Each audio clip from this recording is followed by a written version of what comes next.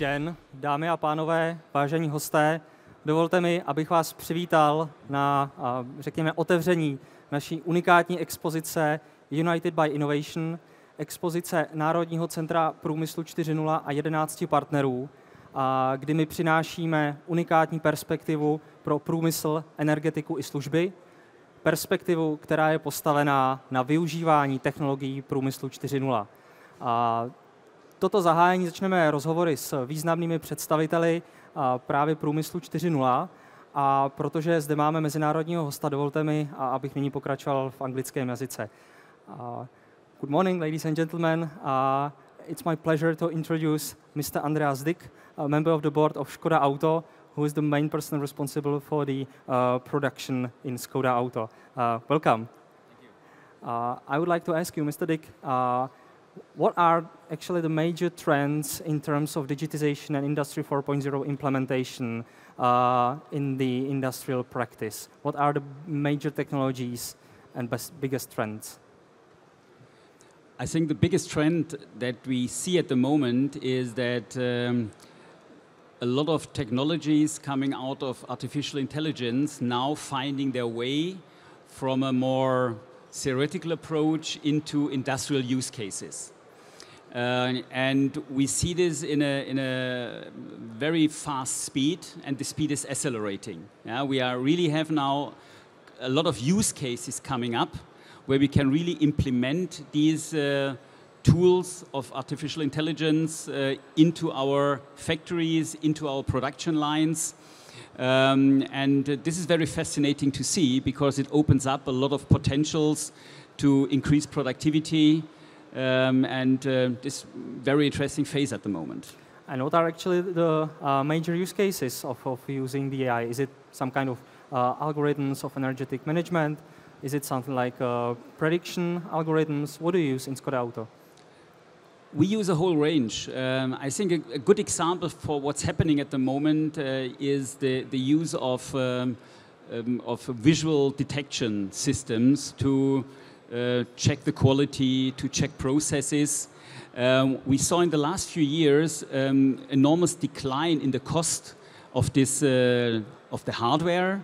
The software capabilities, the calculating power of the computers are growing. And at the same time, we see a lot of AI applications to analyze pictures, to detect failures, and this is now finding really the way into the factories on a very large scale.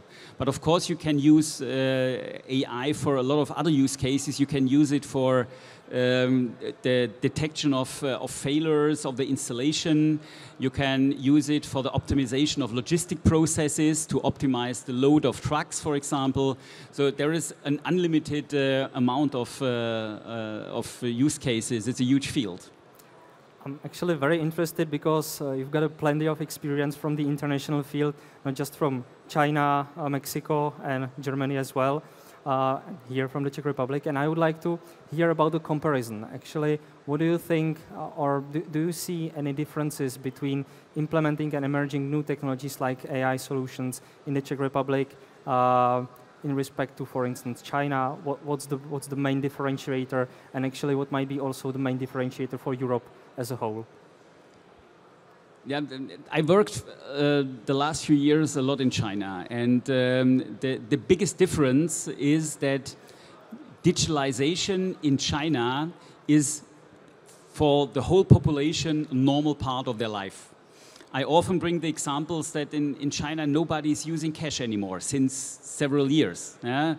And even the beggars on the street have a QR code in front of them because nobody has cash. Yeah, so you can give them some money with your mobile phone. And this leads into a situation that the people are completely used to this digital use cases, to digital applications in their private life. And this makes it much easier to implement these use cases in the work environment. And we have in Europe a different situation.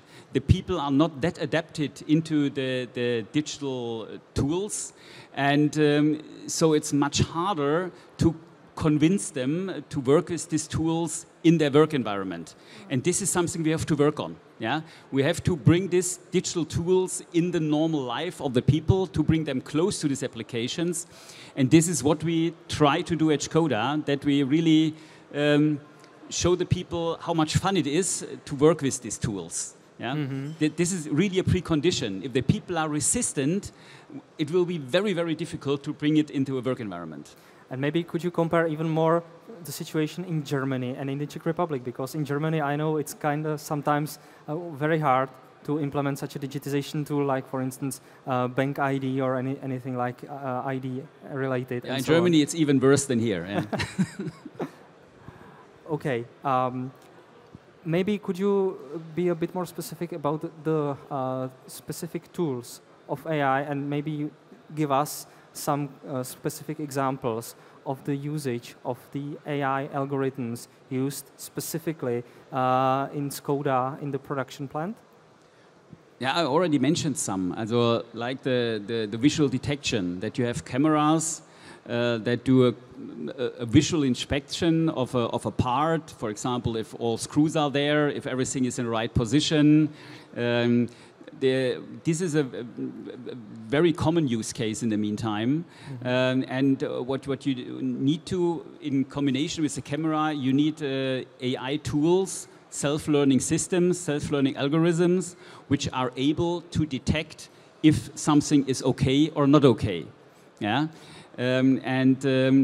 For this, you need to train the systems, and this are typical use cases. Yeah? The other thing is already what I already mentioned. For example, in logistics, if you have the part supply, one of the big tasks is really to a very efficient use of the trucks. Yeah, so the trucks are driving from one supplier to the other, and we use, for example, AI tools to optimize these roads. Yeah, that they go to the right supplier at the right time. That the truck has a maximum load, and actually we are saving a lot of money with this kind of tools. And can you imagine, for instance, the situation, I don't know, in 5 to 10 years, I mean, the ideal, how the digital factory should look like, what's the ideal, where should we go, what might be like the end goal, if there is any? Yeah, the big vision probably is what people say, like machine builds the machine. Yeah, that you have much less manual labor in the factory. Yeah, that you have much higher automatization. Of course, you still need a lot of very skilled people to operate all this. But I think the installations will be much more independent, and of course in the future we will also see more intelligent cars, yeah, with a different electronic architecture in the cars, which then will be able to communicate with the machines, to tell the machine exactly what the machine needs to do at this specific car. Yeah? Same with autonomous driving. Of course, when the cars are able to drive autonomous on the road, which is not that far away, they of course will drive autonomous within a factory. Yeah? So the factory of the future will be very different from what we see today. Okay, and last question I would like to very much ask you, because here at the International Engineering Fair there is plenty of suppliers, for instance, of Škoda. Maybe could you give them, and not just the suppliers, but I would say small, medium enterprises in the Czech Republic in general, any recommendation how they should adapt the innovation and how they should digitize, and maybe why? They should. The strongest recommendation really is everybody should now really to work very hard to bring the AI applications, AI tools in their business, because this is the future. Yeah? The AI will not eliminate work in the future, but it will eliminate everybody who is not working with AI in the future. Yeah? So they really have to go into, they really have to be willing to go in this new digital world, to learn and to adapt, because this will be essential. It will not be possible to do business without in the future. Perfect. Mr. Dick, thank you very much for sharing your experience and perspective and wish you a pleasant experience. Thank you very much.